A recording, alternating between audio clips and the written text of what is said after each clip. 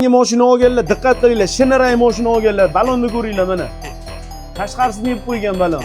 Qolgan gullar hammasi turibdi, tashqarisini yeb qo'ygan. Bu narsa zavodskoy oldi, plyus holatda chiqadi. Oldi, ya'ni yopiq holatda chiqadi akalar.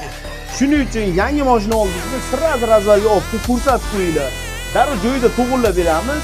Mana shunaqangi keyin balon yeyish bo'lmaydi. Bu mashina 35 ming kilometr yurgan.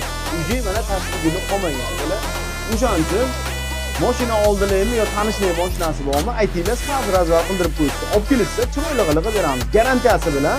Manzilimiz Qo'qon shaharida akalar. Ma'lumot foydali bo'lgan bo'lsa, bittadan like bosib, kanalga obuna bo'lib qo'yinglar. Jonli sog' bo'lsin.